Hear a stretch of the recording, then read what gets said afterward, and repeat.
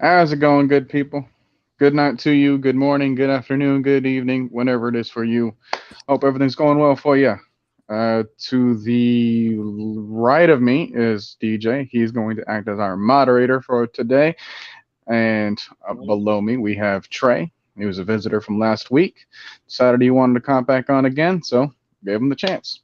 So, as we kick things off, DJ, you got something you want to bring to our attention first?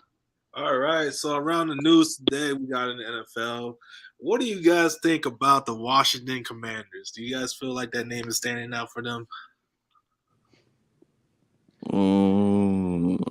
Football team sounded better, way better. Commanders just sounds like a middle school, high school team, kind of weird. I mean, like the jerseys are great; they're like better than the last ones, but the name itself probably would have just stuck with football team and changed the jerseys. The color does compensate for the name because I'm not gonna lie, it looks better than the Falcons uniform right now. Very. Really? Yeah, our uniforms are so plain. Love that we're mixing stuff up this season, though. Instead of just wearing all black or all white every home or away game. Right. What do you think, though? What do you think about the Washington Commanders? Do you think their name is standing out, or does it sound like a wacky like video game, as Robert would say? Yeah. I want their chant to be "Go Commando." Oh, that's horrible. That is horrible. That is definitely horrible. But no, I mean, it was an interesting thing brought up in our conversation where it's like, wait a minute, wasn't the Commanders like the type of people that would like do some negative things regarding the people they were originally listed as? Think so. Was I don't want to really on their list though? On the top of their list? I don't know. I feel like that's like a Dan Snyder kind of move where he's just like, "Hey, I command you to come up with this name." Wait a minute, I like that idea.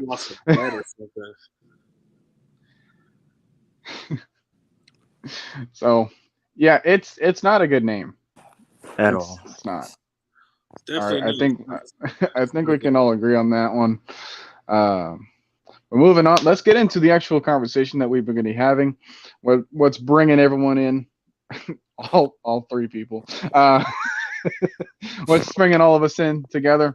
So we have a situation that we would like to bring out to everyone, and that situation is going to be: there are 6 teams in front of us in the draft. I know we're picking at 8, but we got the Giants with 2 picks for us. What could they do with what they have at the moment? What could they try to do in free agency? Because this really affects what we would want to try to get with our pick too, especially if we want to have that best player available mentality.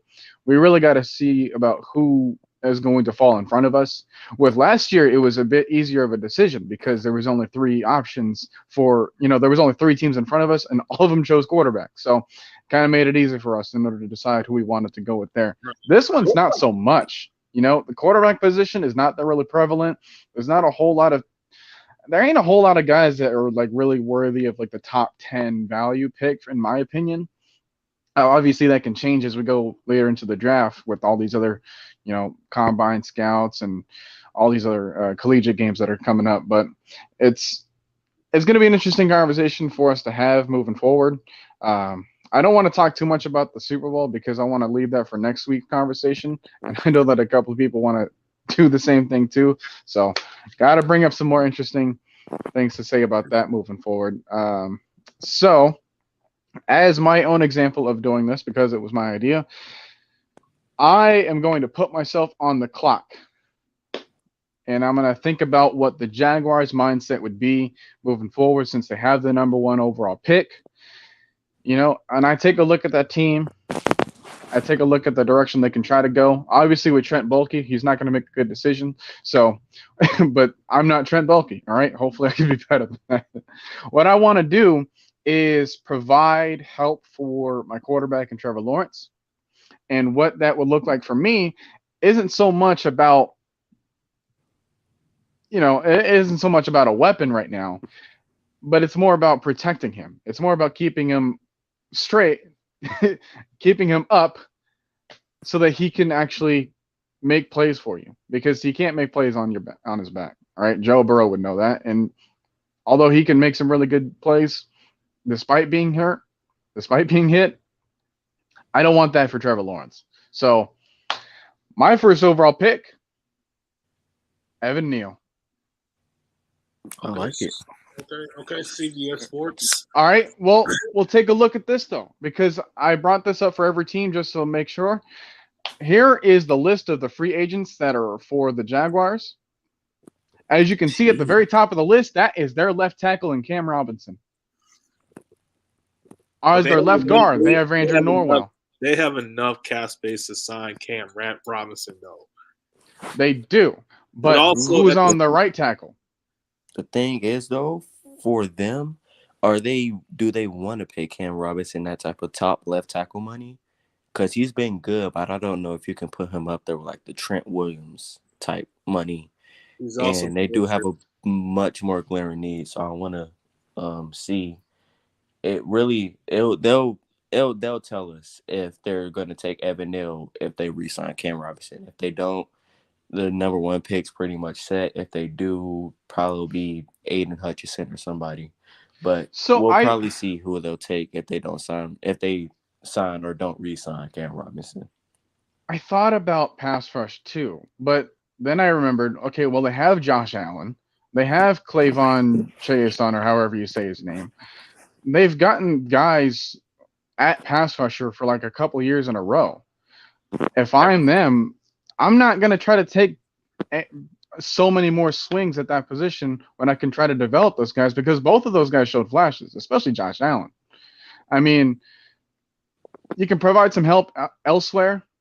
As we've already praised, the pass rushing group is the deepest in this draft class. So I'm not missing out if I miss out on either Thibodeau or Hutchinson, knowing that I can get someone that's not that much of a talent drop-off for me. Even if I want to go that route, I myself, if I'm them, I really wouldn't because I want to trust the guys that I have there, make sure that they want to play for me. And so, hey, on the offensive side of the ball, you got a few wide receivers. Maybe DJ Chark plays another full season. You're going to get Travis Etienne from his injury, so hopefully he can make a splash, alongside with James Robinson. But have some options. Who's going to be the Jacksonville Jaguar head coach? That is the question. It depends on if they're going to get a defensive-minded coach or they're going to get a coach like Brian Leftwich, who still hasn't even signed a contract with them yet. Their head coach vacancy is still wide open. At the same time, we're looking at their roster right now. They still got Jawan Taylor as their one of their up and coming tackles, so they can definitely sign Cam Robinson and not go the route of getting Evan Neal, of reaching for a player like that when you have a pass rusher like Dibbs right there to bolster their already amazing defensive line. Once you add Dibbs to the line, because Chason hasn't even proven himself to be that pass rusher for that team. Dibbs could definitely slide in there and improve that defense a lot more than what it already is. Because you got Miles Jackson also rushing from the outside. I think though if they do take Dibbs or Hutchinson, I think they start over Chason because Chason has shown flashes, but those are like two. Maybe like every 2 to 4 games. I don't see that consistent. And then he's been injury prone too. But the thing is, Thibbs is very injury prone too. So I think if they do go pass rush, they probably do most likely go Hutchinson. I don't think the Lions will allow that to happen because they want to bring that native home. I mean, I think the Lions will be good with really any one of them. Depending on. I mean, yeah, of course, they're probably going to want Hutchinson more just because he's used to that Detroit-style fan base and all of that. So, I think they probably want to go Hutchinson more. But I think they would be good with either one of them just because, well, both of them are, I'm not going to say, next generation type pass rushers, but they're guys that can come in, probably go Pro Bowl first or second year, get about 7 to 8 sacks. their first year, and make an impact on the D line. Well, and I think though one thing we haven't been thinking of though, that D line is already pretty good.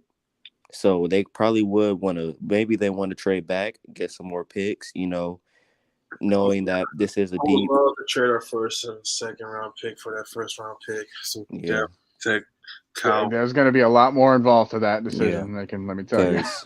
because remember the Rams and the Titans little trade back in 2017, they traded like 7 top 100 picks in 2 years just for that number 1 pick, and we see how that worked out. Goff isn't even on the team anymore. So Fisher's not even the coach no more. yeah, Fisher's not the coach anymore. So I think maybe, since that D line is already good and they don't really need a left tackle with Benes Sewell, maybe they do want to trade back. Maybe the Jets want to trade up for Hutchinson, or maybe the Texans probably want to trade up a spot or two to get Hutchinson or Thibodeau. You never know, but that is an option that they could be looking at, with how that defensive line has already been pretty good. So Trey, I'm going to officially put you on the clock. This is the list of the Lions free agents. So if you want to get a real close up, squint in. Yeah, a lot of these teams up in the front, up in the top, they just need to fill out their roster. For real. I mean, I think the Lions are in a better position than the Jaguars just because of the talent that the Lions have. That I think they have way more than the Jaguars. But with this pick, I'm going Aiden Hutchinson just because native in Detroit, Michigan. Very just that his motor is something that I love. When I look at him on film, it's like that motor. He never gives up on a play. He's always around the football. That's another thing that I love. He's always, whether it's 5 yards up the field or a QB's, running around trying to get away from a job or somebody, he's always around the football. And I think he would fit very well in that Dan Campbell system to where he can just be that guy that can free up other guys. I think probably by the time near the season where the season's about to end, I think he'll be commanding double teams just because they already do have a lot of good rotational depth and good guys on that line. And I think when you add Hutchinson, it just makes that line just amazing, and probably not going to say top 5, but probably top 10, top 15 in the league. So what happened to him during the championship? I mean, during not the championship game, but during the playoffs against Georgia. Dude, you realize we can say the same thing about Terrell? Yeah, true. I mean, Terrell, Pro Bowl snub, of course, but I think Georgia just made a game plan to where they realized that Stetson Bennett, they cannot count on him to make the deep plays and the go-to plays every drive, and they had to get that running game more impact. And the one thing that Michigan D-line isn't very good at, or that really the whole entire defense, is running the ball. And I think they came up with an idea to where, okay, we're going to pound it. We're going to pound the rock. We know we can be more physical on the line with them. And then we're going to do this play action and these trick plays to where Aiden doesn't have all that time to get to Stetson and make those plays. So I think they did a good job of Xing him out of the game by not making Stetson hold on to the ball. But he did make a couple of plays in the run game. I think he needs to get a little bit better at that. But he did make a couple of plays in the run game. And I think that was just Georgia making a better game plan than Michigan that game. Well, Aiden did finish with 14 sacks, was a Heisman finalist as well. So I do see Aiden Hutchinson going back to his roots and playing for his hometown favorite team. So that puts me back up on the clock. All right. With the Texans at number 3. So who do you think? Boy. Well, here's my strategy here. Because I understand that the general manager, Nick Caserio, he likes to build his secondaries first and the defensive side of the ball. Is he even Well, you're thinking of really Jack Easterby. Oh Nick yeah. Casario is a disciple of Belichick in some sort of way. So he's gotten that philosophy from Bill himself, when it comes to like, hey, when it comes to the defensive side of the ball, you want to build your secondary first and then kind of move up. I don't know, like people have their own controversial opinions when it comes to that, but it works for them. So I think it applies to him. I see in this list of free agents, you got guys like Justin Reed, who I thought was a really good safety for a while. He might walk away, but he might also stay. And if he stays or leaves, I want to get a next guy like that. So DJ, cover your ears because you're gonna hate my pick for this. I'm taking Kyle Hamilton here. Oh, I said cover your ears. That is Kyle Hamilton. Why do you have to pick Kyle Hamilton? To be honest, it will be I a just said miracle why. if Hamilton makes it to 8. Just because if you look at the teams in front of us, like the Giants and the Texans and maybe even the Jets, they all need safety help and they all need secondary help. So Hamilton, to be honest, I don't even think it'd be a miracle, but I don't even think he makes it past the Jets, in my opinion. He's just too good of a player, not even just a safety. He's just too good of a player to pass up on when you need help on the defense, and especially in the secondary.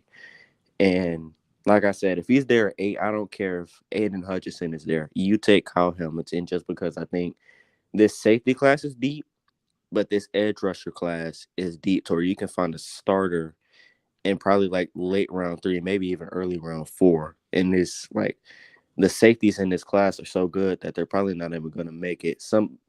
I know at least 3 to 4 guys that probably aren't going to make it to round 3. And Hamilton probably isn't going to make it out the top 5. So I know, DJ, I know you love Hamilton. I hope he makes it to Atlanta. But He's it's got to just, fall somewhere though. yeah, he's just not that type of player that's just gonna, okay, Well, he's a safety, so I'm just not gonna take him in the top 3. No, this guy is My a only other option for the Texans would have been to trade back, yeah. because they have an equally long list as like the Lions and the Jaguars when it comes to filling up a roster. You want to talk about all the guys that we signed on 1-year deals, dude. They beat us to this, and it's not even close. All right, so I think they might have the same philosophy when it comes to filling up the roster, another couple 1-year guys, and seeing what they have right there. But if you want to try to build some sort of a foundation when it comes to a certain side of the ball, I see that they're more defensive minded. So, hey, give me the best player available when it comes to the defensive side of the ball. Thibodeau is a bit too much of a concern for me. And when it comes to these top picks, you want the safer side of things. So Kyle Hamilton has the highest ceiling, at least, when it comes to the Texans. So, I've already mentioned, Trey's already mentioned, the pass rush group is so deep. You don't need the top guys. So they can slide just because of who else is there for them, unfortunately. So I see that happening. But yeah, there's no way that he's going to make it that far And into the draft. that's why I disagree with some people saying we need to take edge first round, just because it's guys like Jermaine Johnson and Drake. Who was it? Drake Jackson. Yeah. And who else? It was, I forgot his name. I think he comes out of Penn State. It's guys, Arnold, yeah, Ibidita or something. yeah. Those guys will start for a team that needs edge help, and you can get them in the 2nd or 3rd round. I think if we don't go edge in first round, we definitely take one of those guys in the 2nd or 3rd, just because it, like I said, this defensive class in general is just deep. But the edge, the entire defensive line is really the deepest part, to where you can get, like, you don't have to spend a 1st-round pick on Jordan Davis, because you can go get another guy, maybe not as athletic, but about as big, and he can do the same job that Jordan Davis does. Fill run gaps and take up blockers so everybody else can get one-on-ones. So all the other inside defensive tackle or nose tackle are 6'6" and over 350 pounds. Dude, Marquand McCall was listed at 6'3", 380.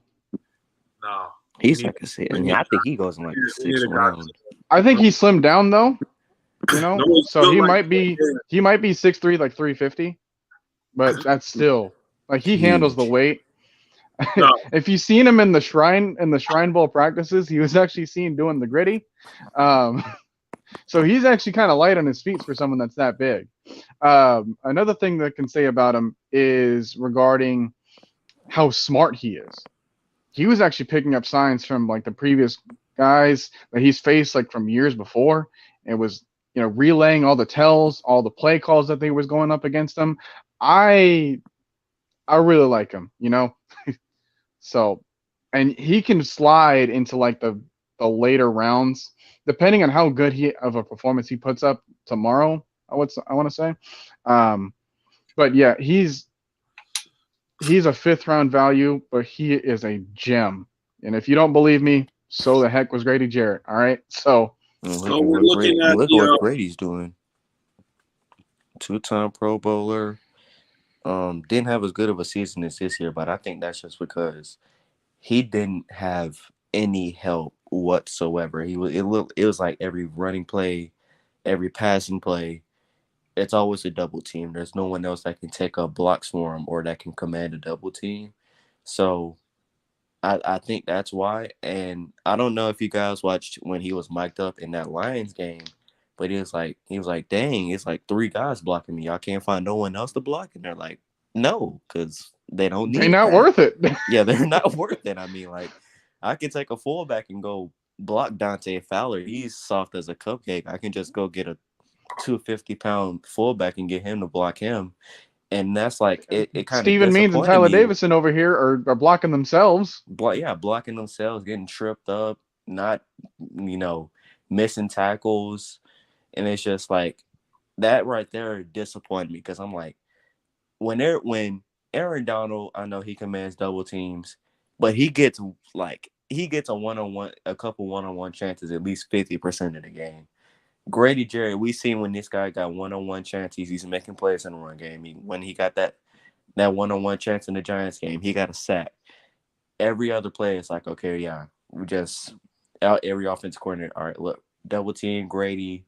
You don't have to worry about anybody else, and I think that's what teams are starting to do now, and they're starting to learn that hey, Grady's really the only consistent guy, and really on that defensive line, and all you have to do is handle him, and there's really no one else to make plays. So, yeah, it's like I said, like we said, this D-line class, the free agency is kind of deep too. Harold Landry, Akeem Hicks, guys like that can help out. I think, signing or drafting some of those guys will really help our D-line. All right, so all right, go right in. I was actually going to tell you, hey, DJ, do me a favor. Tell Dreddy what's up. What's going on, Dreddy? What's going on, Dred? Yeah, answer his question. Would y'all get Kyle Hamilton at 8? Honestly, we don't need any more safety. Well, honestly, like I said, that is the best player available in this draft. I believe he's definitely the number 1 player in this draft. I would hope so. He would drop down to number 8. But looking at the Texans' roster and their coaching staff right now, they still don't have a head coach in their facility. So we still don't know if they want a person to protect Davis Mills or they want to rebuild that defense they're having trouble with. Because Lovie Smith is definitely not the answer, but he's still part of the staff right now. But it looks like he might actually get the head coaching position. Possibly. But foreseeing he may pick Kyle Hamilton, so it's a possibility Kyle Hamilton may go to the Texans. But there is also news that the Texans also are looking to trade their 3rd round pick as well. I don't know. Possibly we could definitely trade Kyle Ridley, or you know what I'm saying. They do need wide receiver help, but I think we would have to give up like a good 2nd and another high pick next year if we're going to do that, because Calvin is definitely, when he is healthy and he's in the right mind, he's definitely a top 10 wide receiver. But it's like a wide receiver at pick 3 when there really isn't any wide receivers worth that pick. I think they're probably going to want more, but I think we could pull a trade off, probably, all right, we'll give you Calvin in a second. Y'all give us that, like the third overall pick, something like that. I think that would work, but we just have to see.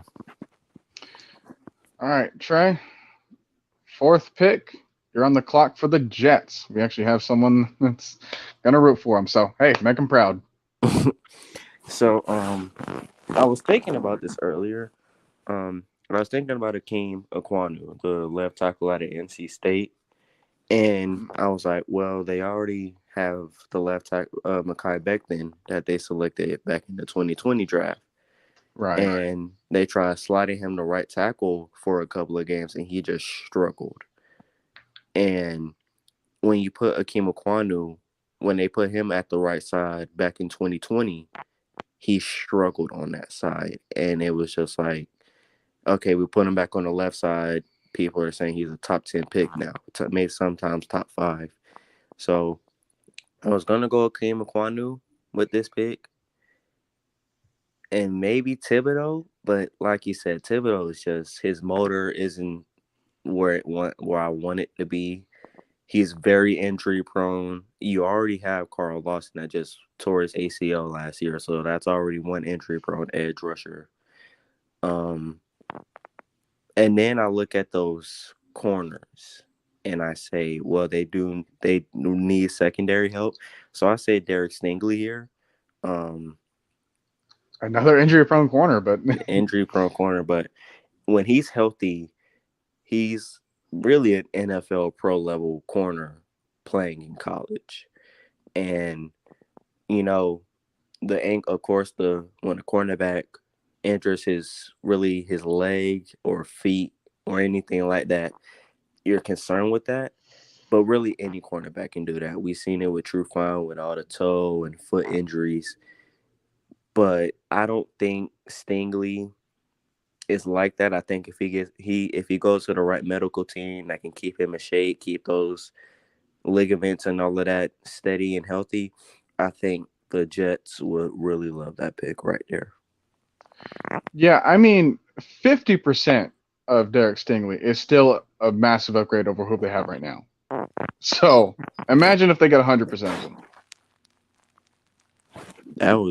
That would be amazing. I think Stingley is kind of like the AJ Terrell of this draft. Well, not with the injuries, but kind of like people are kind of doubting him a little bit. And you see it in mock drafts, you see it on ESPN and people saying he's probably going to slip and all of that. And same thing that happened to AJ Terrell. He had a pretty good season or seasons, and just because something something happened to him in a championship game, now he automatically is going to slip. I don't think that happens to Stingley though, just because of how good his freshman year was and how good he played in the games he did the past 2 years. But like I said, if you get this man at least 80%, 75% of Derek Stingley, it's basically better than any corner you have on that roster or safety you have on that roster if you want to protect him like that. Yeah, and if you get 100% of him, I've seen reports saying that he's compared to Champ Bailey. Like, wow. Amazing. But that's if you unlock his potential. Robert Saleh there, another defensive guy. I think he'll know how to handle him considering what he's done with the 49ers corners. They weren't really all that great. Like, you didn't really remember a whole lot of their names, but they just played their role well. So I think you pair that up with hopefully getting Carl Lawson back, hopefully getting Quinnen Williams, and you pair that defensive line up, making sure they get to the quarterback as much as possible. Also helps out the secondary, as we've known. So, but getting at least one stud there so that you're not causing yourself, you're leaving yourself open. You also got to remember, Marcus May's not going to be there too, and he's like their star safety. So they need someone else in there to get some sort of help in the secondary again. I mean, yeah, it has been reported he doesn't want to stay there any longer just because he's a top 5, maybe top 10 safety, and they haven't gotten over 6 wins with him being there that entire time. And the coaches and the defense, most of the defensive side just looks like they don't know what's going on, and it's really only him back there. So I think he probably leaves.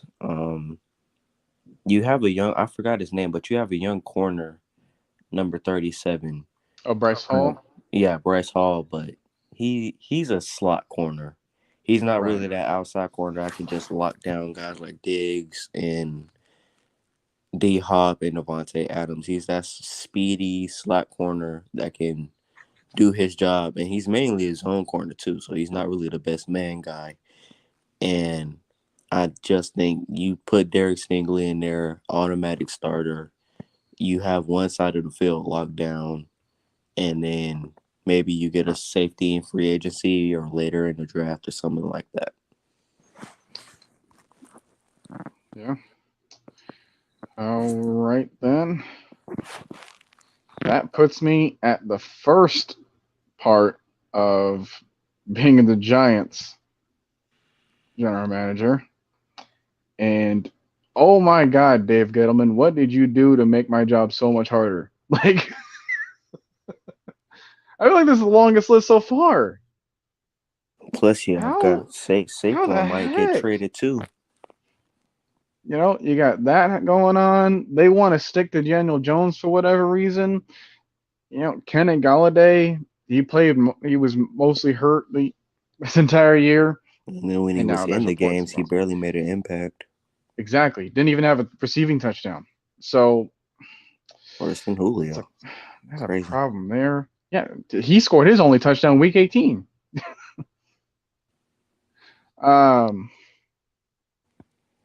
Yeah, they need a lot of help. I see Nate D-line, Solder there at O-line. the top. You know, they've needed to replace him even when he was on the team. Now that he's officially on, I'm thinking good riddance. But ooh, you know, I got Aziz Ojulari from last season. Do I try to go with another pass rusher there? I mean, there's still right there still, but I think we've already kind of mentioned already said what we wanted to say about the pass rushing class. So, do I go EK? Hmm. They've gone offensive linemen so many years in a row too. Didn't they go O-line last year, was it? Did they? Or maybe like 2 years ago with Andrew Thomas. Yeah, Andrew Thomas, yeah. And he's a left tackle too, so I would like to see if I can try to get a right tackle, you know, but all these guys that are here, you know, guys like EK, guys like Charles Cross, you know, they're all left tackles. So I don't. or Kenyon Green, but he's really not He's worth a mostly a top 5 guard. pick. Yeah. So I want to try to go with one of them. You know what? I have the luxury of trading back, at least with 5. You know, I still got the 7th if I really want someone too. Yeah. This was the part of the draft that I was really curious about. Like, I kind of had a feeling about where they can go with the other couple of picks, and now that we're getting to the Giants and the Panthers too, I was like, man, what do they do here? Because knowing their strategy is definitely going to help us because these are the 3 picks that are in front of us. I don't know. If I'm the Giants, I might trade back that 7th one. But I don't know who, like, trade. I don't know who my trade partner would be. I mean, who is behind us? I'd be the Broncos at 9, and then the Jets pick again at 10. I don't think the Jets trade up just because of how many needs and talent they need. on that roster, and I don't think they would want to trade one of those second or third round picks. The Broncos can really wait because really their most important need is a quarterback, and I know Matt Corral or Kenny Pickett will be there when they select. They don't really need any tackles. Wide receivers are straight. Defense is, of course, top 10, top 5. Oh, Giants, man. What do you do?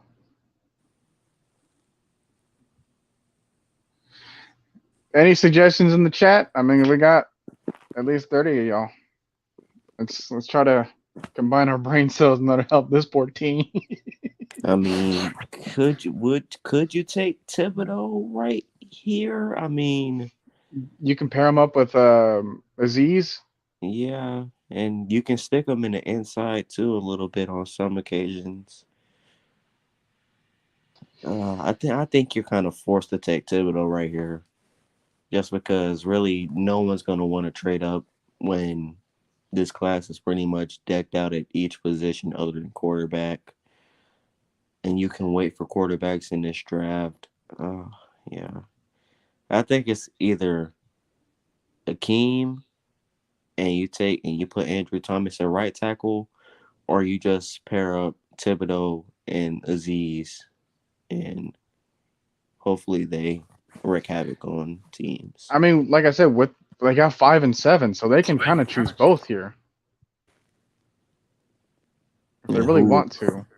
And they can take both Akeem right here and then go Thibodeau at 7 because the Panthers, they're not going to have another pass rusher there. And most of the time they're trying to select a corner. Right. So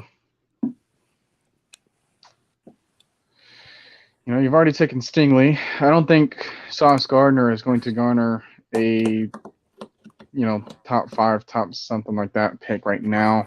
He could climb up his draft stock, but then again, so can other people too. Yeah, I'm begrudgingly taking Thibodeau at 5 because I know that the Panthers, they're not going to take a pass rusher. Actually, no. Yeah, I'm going to switch it up for 7. Because you better not take Thibodeau at 6. I'm gonna take what Robert Bennett suggests. I'm gonna take Akeem at 5. I think he's like the next best tackle there. I say you try to move him over. Move Andrew Thomas to right tackle. See if that works out. Shannon Elliott's thinking they could get a wide receiver, but there's a good number of receivers to take. Daniel Jones has already been kind of spoiled with the number of weapons that he's got too. They already took, Kadarius Toney with one of their other picks too in the first round last year. So I don't know if receiver's the biggest need for them there. Plus, do you really want to ruin the young wide receiver's confidence by taking another wide receiver top 5? Yeah, you don't want to do the Lions route where they just kept taking Mike Williams. Or Roy Williams, was it, right? I think they had Roy. So. I don't know. There's so many Roy Williams back in the mid-2000s, and there were so many Mike Williams now. Like, I don't know what the deal is with the Williams family, only having 2 options to take for the first name. Yeah, I'm going to take Ekim right here, and that puts you as the Panthers at the 6th overall pick. And may I suggest there are some fantastic punters in the Shrine Bowl. I was thinking about taking one here. It would be crazy if the Panthers took a punter. I mean, they do kind of need one, but, I mean, we've seen crazier things taking, long snappers in the 3rd round. What was that, back in like 2005? Forgot what team. Oh. Yeah, regardless, they're still going to try to figure out the head coaching position too, because there was something going on with Matt Rule, wasn't there? Yeah. Not because their owner is he's not like blank to where he's patient. Like their owner is like, okay, if we're not making the playoffs 2nd year, you're probably going to be fired the next year if you don't make it. And right now, their weapon, DJ Moore, is great, but he's just inconsistent. McCaffrey's on the IR every 2 weeks. O-line is terrible. Their defense is solid. Like their defense is pretty good, but then Yeah. like every defense needs at least a decent offense that can put up at least 25 plus points per game. And right now, they just don't have that. Now they don't even have a quarterback either. Sam Darnold is nowhere near the answer. But they gotta stick with him though. I mean, yeah, his contract isn't gonna allow him to cut loose with him until next year.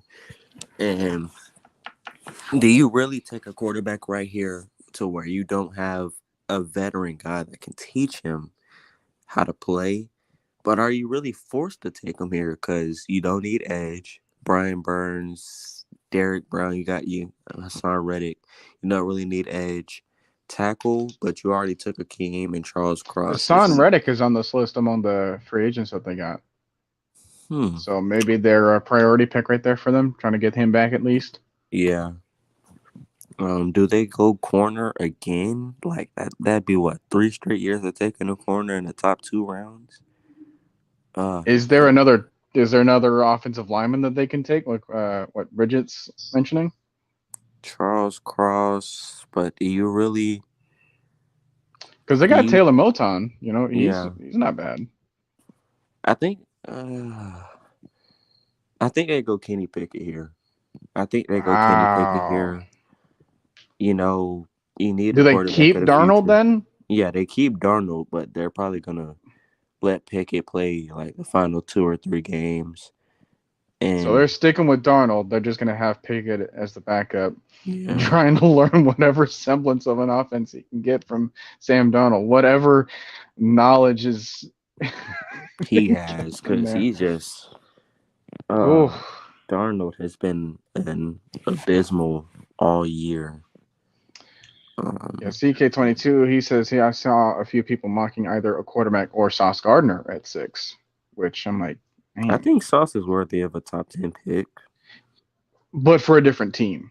Yeah, because I can just, after what I've seen from Panthers fans, if they take another corner in the top 10, they're just going to explode. I mean, you took J.C. Horn last year. You took Dante Jackson, what was that, 2019? 2020, who did they take? Derek Brown. They went all defense first the past 3 years from first round. And I think in that offense, to understand how the offense is struggling and you still try to keep building up the defense, I just don't see how you do that again. So I think they take Kenny Pickett here. Really not the most ready quarterback. Of course, he's going to have to sit for a year. Every quarterback in this class is going to have to sit for at least a year or 2. And I think, you have Newton's a free agent. Darnold, his dead cap isn't as much next year. Or maybe, they say, forget it. We just trade him this year. Or you never know. Trade for Deshaun Watson. He's probably not going to be on the Texans next year. So, but I think he might not even be in the league though. Yeah, I mean, so you're still going to take that chance, and I don't know if the Panthers are willing to do that. They're going to gamble on the most important position on the team, and then they're probably going to have to send future and now first and second round picks. So, well, actually no, because they don't have a second or third round pick in this draft because of Darnold. Yeah, this is their only. This is their only pick in the top 1. I feel like I was surprised because I feel like with the amount of the sheer sacrifice of what they gave up in order to take Darnold, and then they're going to immediately give up on him. I don't think that you can really take that chance and give him the Rosen treatment because he wasn't what you thought he was in the first year. Darnold could be one of those guys that needed to sit at least a year, just like what you're mentioning, but he's never had the opportunity to. So, you've already taken so many chances at quarterbacks recently. It's great for us. Like bottom of the barrel team with no quarterback or consistent wide receivers. and your best player is a running back that's on IR every season. And I think the reason for that is they overuse McCaffrey so much to where kind of like what they're doing in New York. Saquon isn't. Right. I understand he's a 3-down back, but at a certain point, you got to get something. You got to find another way to make that offense click other than overfeed McCaffrey every play, every drive. And that's kind of what's happening to Derrick Henry. I mean, court running backs nowadays shouldn't have 3,000 yards in 2 seasons. They shouldn't.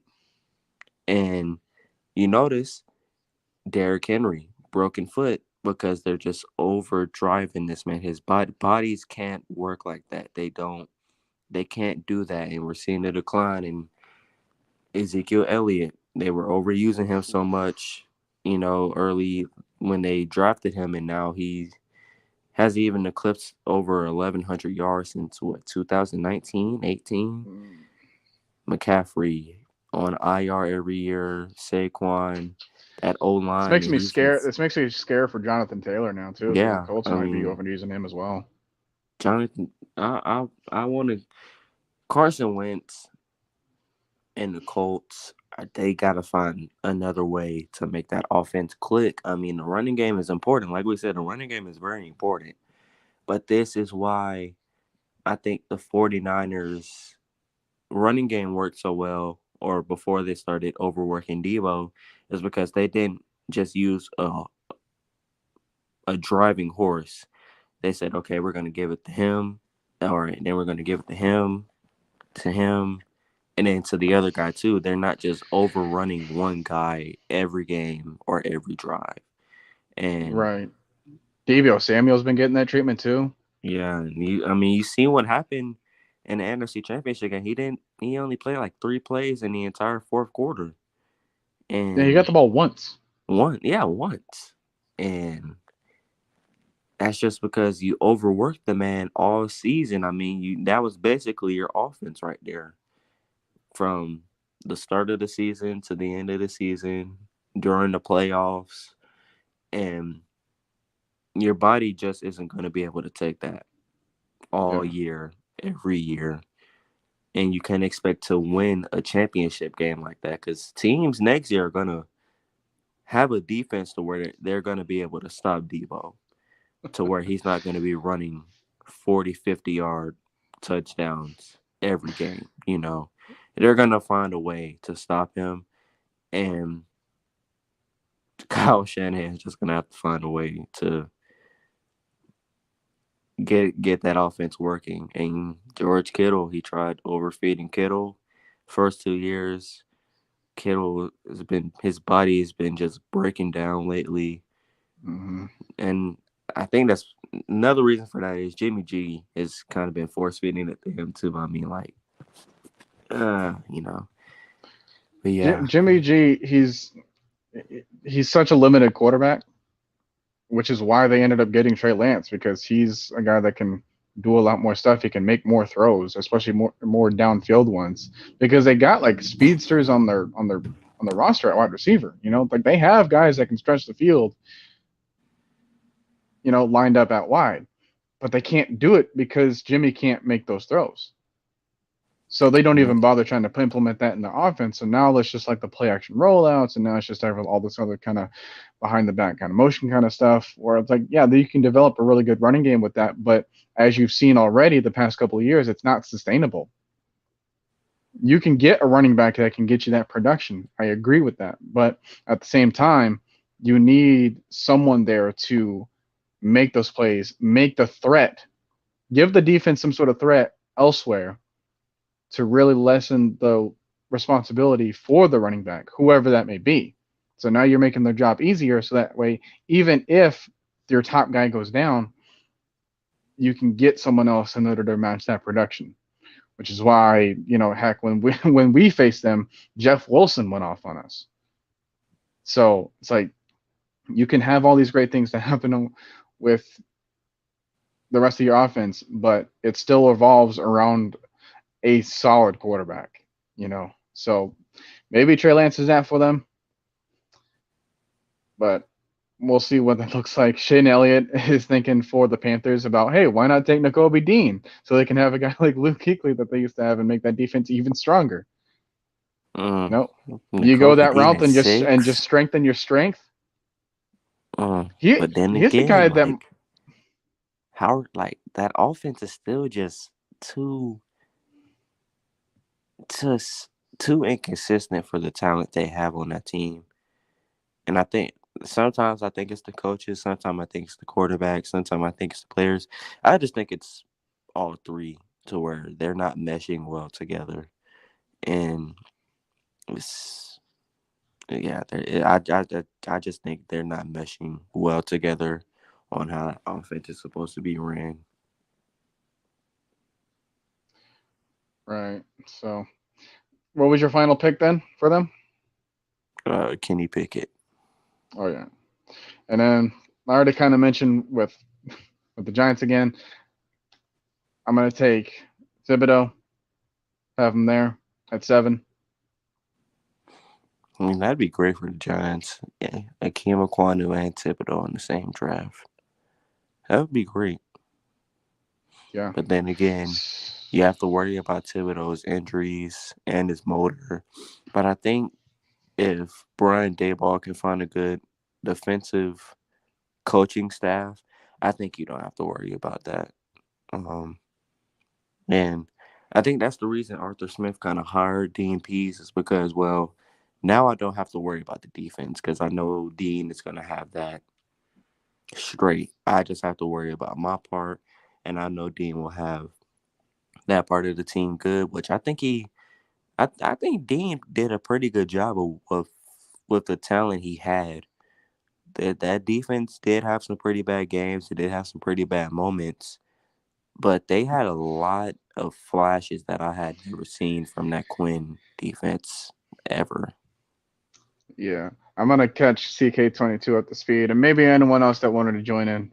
So I was the Jaguars, and I took Evan Neal first overall. Trey was the Lions, and he took Hutchinson at second. I became the Texans, and I took Kyle Hamilton at third. He then became the Jets, and he took Stingley. I became the Giants, and I took Ecam, and then he just took Kenny Pickett at 6 for the Panthers. And then that's when I got Thib at 7 for the Giants yet again.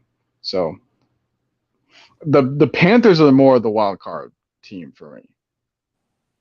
Kind of like what the Bengals were last year. You don't know what they're gonna do. They can go chase, Panay, trade back.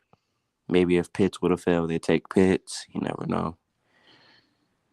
Yeah, I think their options weren't as wide as it is for the Panthers here. All the Panthers have to worry about is like, hey, if people just start stockpiling up a bunch of offensive weapons or a bunch of offensive people, and then all we're left with is like the top of the defensive guys, which we've already built upon, then I can see a trade back for them, which they've already done last year, and they took a bunch of trade back offers. I think like of the times where they could trade back, they did like 5 times last year's draft. So it's not a bad strategy.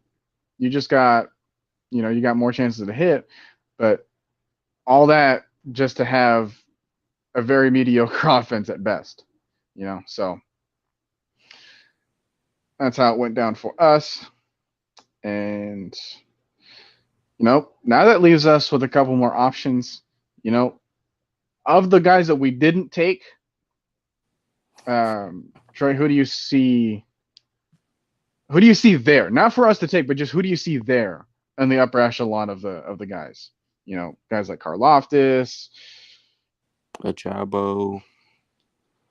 Um, there's a couple guys. Millie Mills has been pounding on the table for Traylon Burks to be at 8 too. I was gonna say him too. Burks, Garrett Wilson.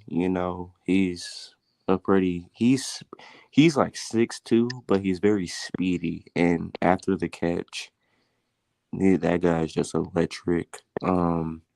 Charles Cross. You never know if Art just says, okay, this old line isn't that good. Let me upgrade it.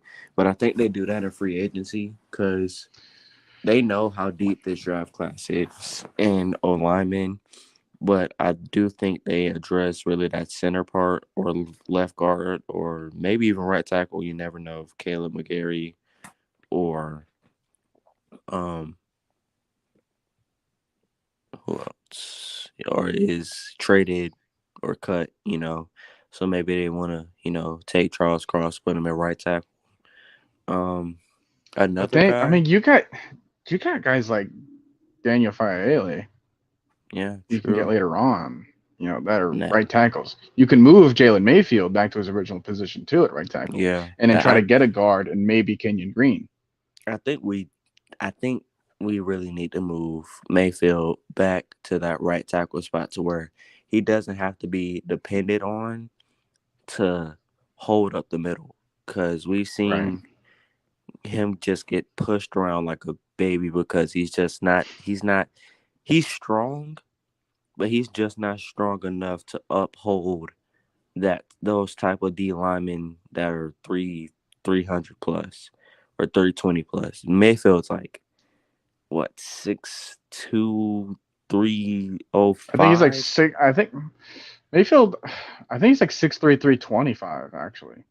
Like he's got the 325. body of a guard, because people were questioning about like his arm length and such. But I think he's just got the knowledge and experience of the right tackle position that you really just can't miss. The only thing that really concerns me is like, how did you not beat out Caleb McGarry in the offseason program? I think That made you to be the third guy at the guard option. I don't know. That does concern me. I think I'm gonna be a little lenient with him, probably because Art wanted that experience out there at right tackle. But then again, the experience doesn't really. I mean, we seen it last year. Kalen McGarry was just manhandled every game, and Yeah. experience. I mean, it helps, but McGarry is what his that was his third year last year. Hmm. He wasn't and this is why I give Lindstrom such a big help or what's the word? Mm, Praise or Praise, yeah, such big praise because he was injured 90% of his rookie year. He only played 3 games in his rookie year. So that 2020 season was basically his rookie year and he did phenomenal. And then last season, he's the only old lineman to not allow a sack all season. So McGarry has only missed like 2 games out of these past 3 years, and it's like it's still not working. And then for real, to be honest, I think McGarry probably gets traded for like a second or third during the draft. second or third. I don't know if he's going to be worth that much. That's a Probably bit too yeah, rich for my blood. probably a third, maybe a late fourth. Late I mean, fourth, maybe a probably. second if we trade him and Ridley in the same package or something. Probably get like a little late first, but man, it's just one guy has mental health issues that we don't know if he's ever going to be back on the field. The other is only good and not even really good. He has some spurts in his own run scheme. And when you ask him to pass protect, and when you ask him to just straight down get physical with a guy, it's just it doesn't work. He's not that type of guy. And I think we have to find we have to find something to get him and Hennessy off of that O line because they don't fit this Arthur Smith scheme. You have to be dirty and physical with guys, and they just don't fit that scheme. I think Hennessy ends up getting cut or probably a dev piece.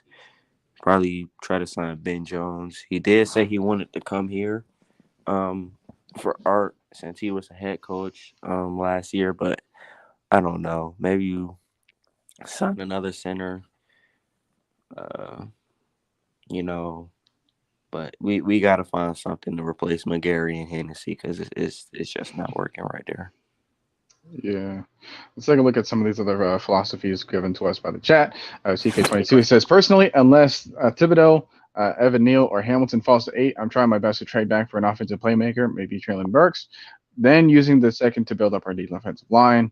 The D-line is crazy deep this year, and offensive line as well. We got Shane Elliott giving his 2 cents in. He says, Falcons need to go center at 8. That probably in the event that we don't take Ben Jones from free agency, which I don't know how likely that would be that we don't get him, but hey, Linderbaum would be a phenomenal option for us too. So we're really not missing out. And then use our second round pick on a DN like Sam Williams or whoever could be there. Also mentioned last time, the end at 8 was a big bust. Well, that was a different year. That was a different draft class. That was a different coaching staff. So hopefully we can swing things around as well. A different coaching staff. Tony Wright brings up Jermaine Johnson, who's just phenomenal. He's done such a great job, especially recently now, trying to really build up his draft stock. He might project to be like a late first now, which kind of sucks for us. We could probably try to use him as like a first edge guy and then see who else falls to us with our second pick in the second round. Yeah, well, Smith brings up a good point about Ridley. We don't know what his value is, especially the way that he's been acting up. Like it's so weird to me because there are teams that would rather take a round to cover Ridley right now. There are reports about saying how Calvin Ridley is a problematic receiver. I'll take my chances with Antonio Brown. That kind of is the problem because teams don't know. Like, okay, maybe we have one bad. Maybe he has one bad game or one bad losing season, and then it's like, okay, maybe he wants to leave. Up a lot of question marks. I should slide down for us moving forward. Apparently, with DJ taking the role of a moderator, that was apparently code for, forget y'all. What happened to DJ? I didn't even notice he left. Trey, you might be muted. Can you hear me now? I can see you have a sound bubble going on, but I don't exactly hear you. Hold on. Okay, then. Well, you might be able to come back. Hey, there probably is some truth to that as well, I don't know. Say something? Better now. No, not working.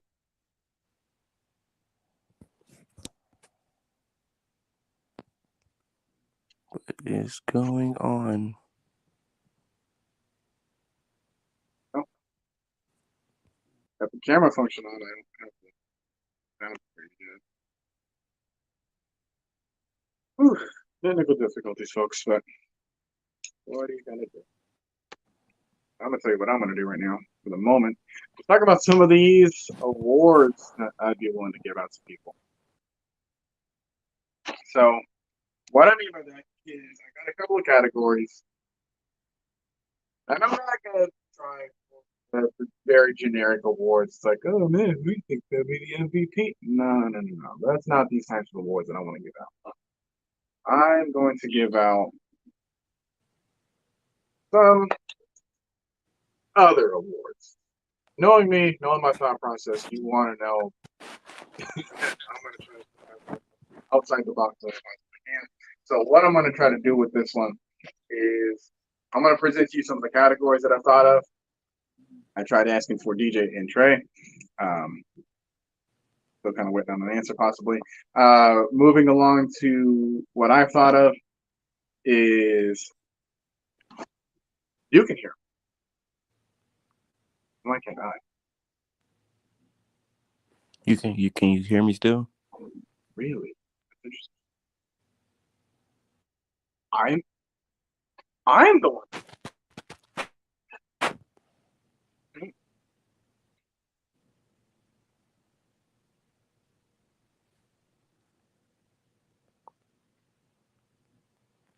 Can y'all hear me?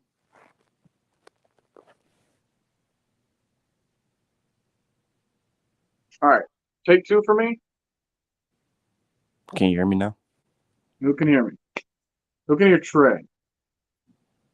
Who can be heard? Andrew's saying, yeah, I don't know who to, though.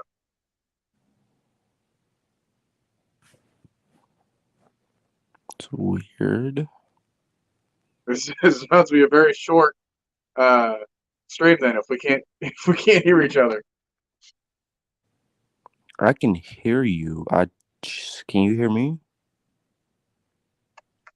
Okay, so he can hear Trey. Shane can hear both of us. What is going on?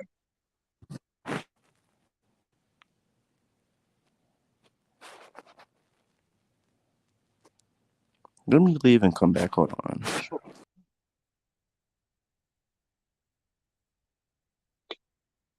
Well, this is not the face I wanted to have him close up, but that's interesting. Wallace can hear both of us.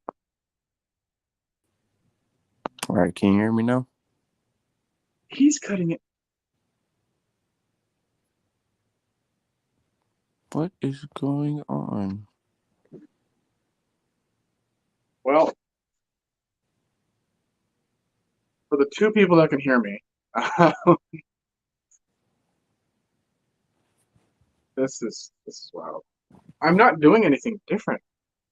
Maybe if I'm. Does it help to speak up louder? Is that a good thing? Do I got to get closer to my phone? How was this not a problem before? I do not know.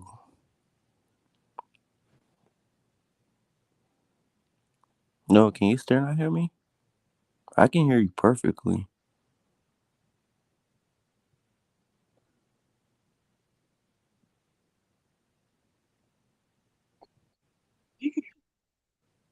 See, I'm still trying to figure out how to hear Trey.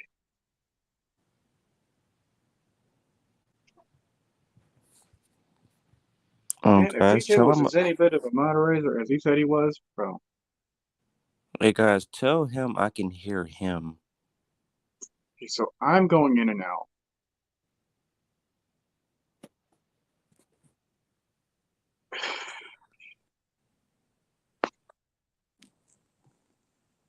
I don't want to have different conversations. Let me try. This is so weird, bro. So y'all can hear me, right?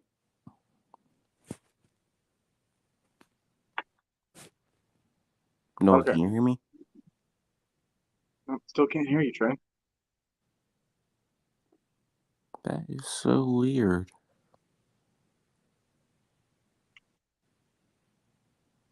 Well, great. And now we're in, and I can't hear. I can't even hear my co-host. Oh, the wonders of technology. Hold on.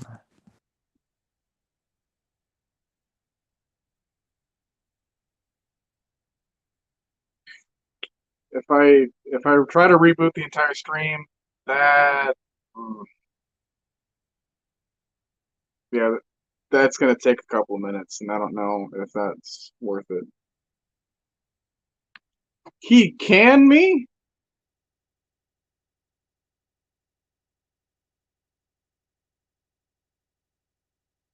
That is exactly what's going on.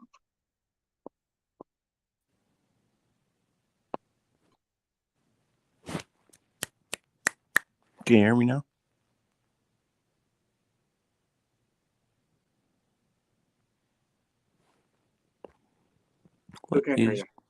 What is going on?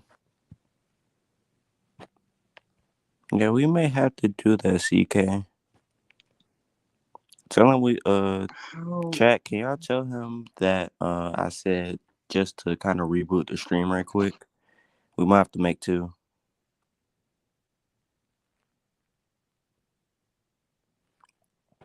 I want to leave you guys on a short note. Hey, chat, just tell them we may have to reboot the stream right quick.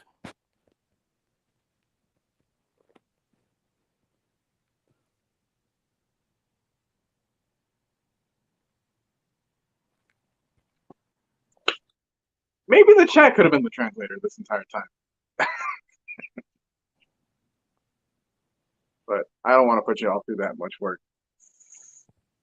Oh.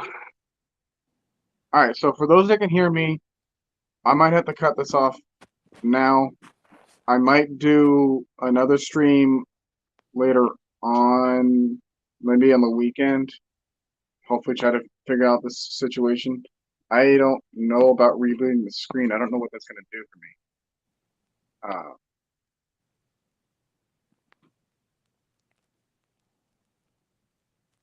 Edit my settings.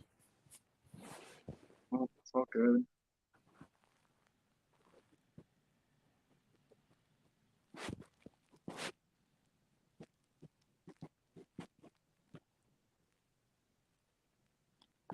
Still can't hear me, Noah?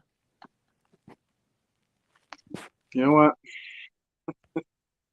Sorry about this dilemma, y'all, but I don't know how to solve this. So Tell them we might have to reboot the stream right quick.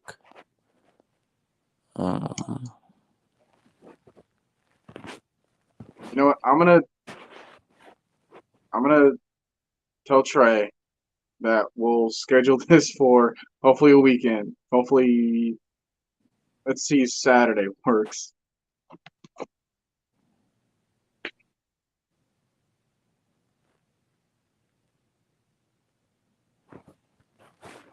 All right.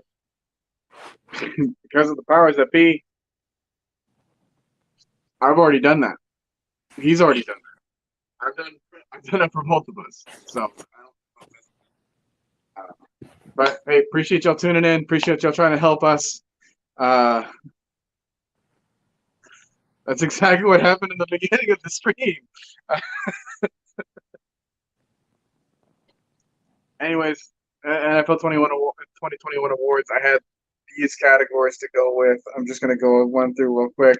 Worst Pro Bowl selection, probably Trayvon Diggs. Head scratching moment, probably the 3rd and 9 quarterback sneak. Put the team on my back award, probably goes out to Deebo Samuel. The What Are You Doing award probably goes out to I don't even remember anymore. Worst referee moment, probably the entirety of the Bengals Raiders game. The Give Me Help Player Award probably still goes to Matt Ryan again as the player, as the coach edition. Probably David Culley from the Texans, and there you go. All right, that's the show. So whoever heard that, yeah, there's another option. That being said, we're going to we're going to come back at another day in the week because I don't want to interfere with anyone else's schedules. So, Trey, if you're available, let me know, and we'll work something soon. All right? Later.